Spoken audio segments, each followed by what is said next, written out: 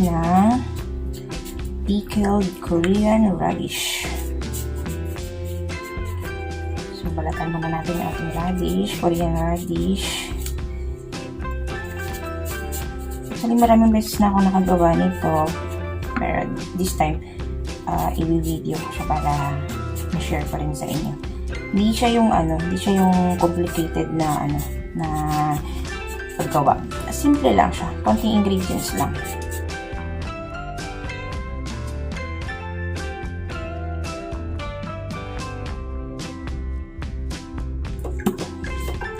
So, hiwain na natin siya.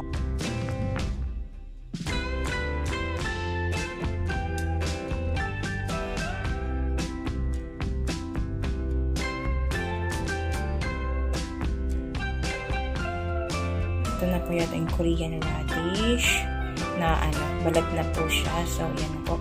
Ready na po pa siya para matimplahan. Ito na po yung ingredients natin para sa ating pickled Korean radish.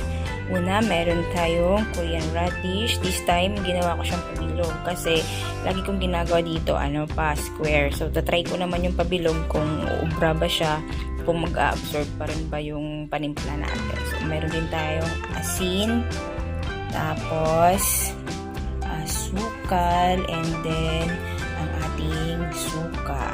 So, ito na. Magtitimpla na po tayo ng ating pampalasa. Una ay ang ating suka.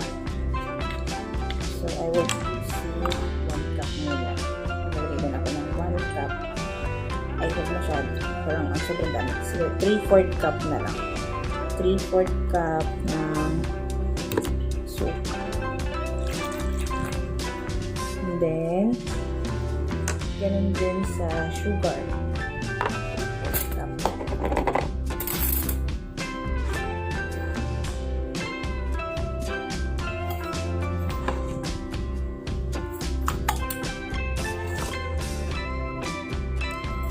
Hindi talaga ako wala akong exact na measurement sa paggawa ko nito kasi depende sa dami. So, this time, yung ginawa ko is 2 piraso ito. So, kailangan ko mag-adjust ng timpla. Yan.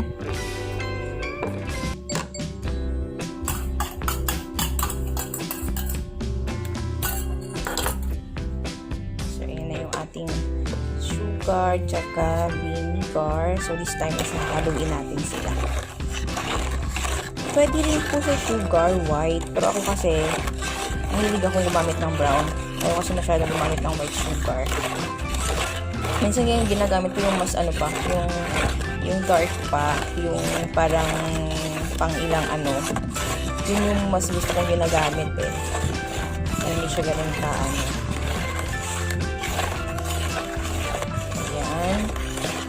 Yan lang natin siya hanggang sa mahalo yung sugar, hanggang sa matunaw yung sugar sa suka.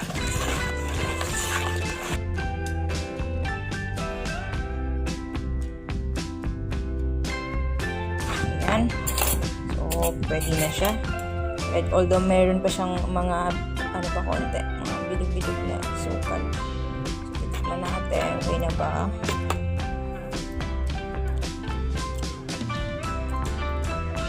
Yun. Sobrahan sa tamis. Kailangan nating dagdagan ng konting suka, tsaka konting asin. Konting asin para matimpla. Yan. Ulit. Hindi po ako expert sa paggawa ng ganito. Ito yung alam ko paano ito gawin. Kasi lang din naman to for personal consumption lang naman din yung ginagawa.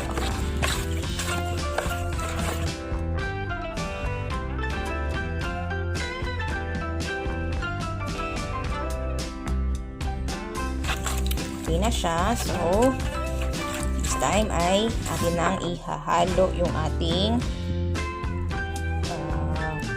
Korean radish.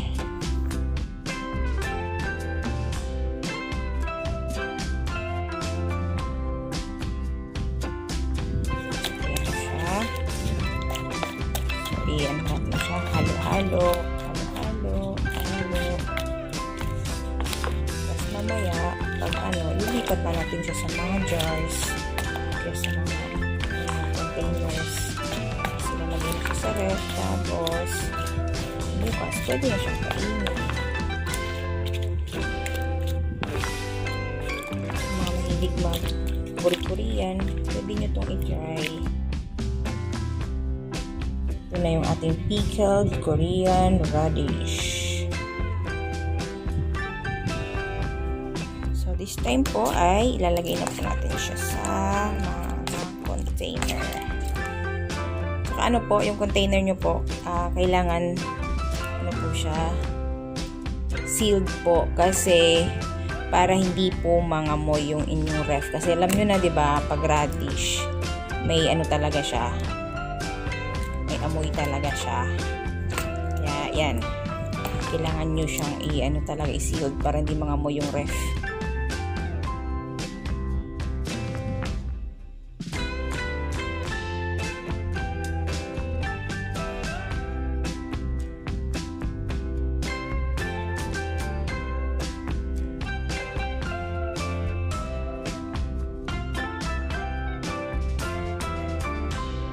Ito na po siya, dalawang container na Pickled Korean Raddish. So, siguro mga 1 to 2 weeks consumption ko na naman to. Sabay ko lang siya sa pagkain lalo na pag yung walang sabaw yung ulam, masarap siya. Para siyang atsara. Kaya, tapos na po tayong gumawa ng ating Pickled Korean Raddish, my own version. Thank you so much for watching, guys. Thank you. Bye. Hope you enjoy.